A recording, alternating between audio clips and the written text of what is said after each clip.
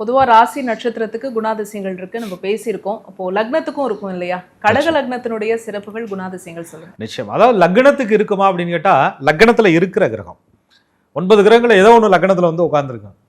அந்த லக்னாதிபதி எங்க இருக்கிறாருங்கிறத பொறுத்து இருக்கு. அப்போ ஒருத்தர் பிறந்த ராசி அப்படின்னு சொல்லும்போது கடக லக்னத்தில் பிறந்தவங்க என்ன ராசின்னு தெரிஞ்சிட்டாலே லக்னாதிபதி அங்கே இருக்கிறாருன்னு அர்த்தம். உதாரணத்துக்கு கடக லக்னத்தில் பிறந்தவர்களுக்கு மீன ராசி அப்படின்னா சந்திரன் மீனத்துல இருக்கிறார் அப்படின்னு அர்த்தம்.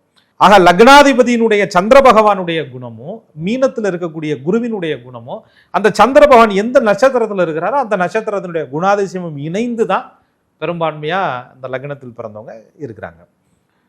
அதாவதுங்க, ஒரு ஃபேமிலி குடும்பம் அப்படின்னா எல்லாரும் பாசமாக தான் இருக்கிறாங்க, பாசமாக இருப்பாங்க.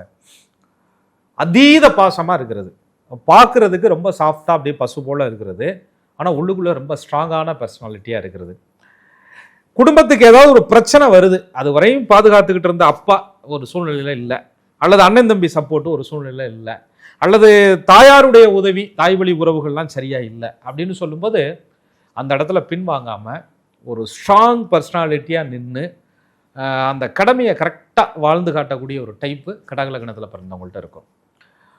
அந்த பாசம் அப்படின்ற விஷயத்த ரொம்ப அதீதமாக எதிர்பார்க்கிறது, அதீதமாக கொடுப்பது.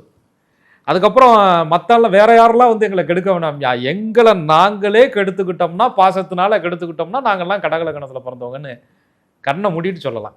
ஆக அந்த கடக லக்னத்தில் பிறந்தவர்கள் அதீதமான எமோஷனலாக ஒருத்தரோட கனெக்ட் ஆகிறதும், அதீதமாக பாசத்திற்காக இயங்குவதும், அதீதமாக ரொம்ப குடும்பத்தில் அந்த ஒரு குடும்ப உறுப்பினர்கள் மேலே ஃபேமிலிக்காக எதையும் செய்யணுங்கிற தியாக மனப்பான்மையில் ஒருத்தர் இருந்தாங்கனாலும், சில நேரங்களில் சிந்தனை அதிகமாக இருந்து மனசை தானே காயப்படுத்திக்கிட்டாலும் அவங்க கடக லக்னத்தில் பிறந்தவர்களாக கண்டிப்பாக இருப்பாங்க.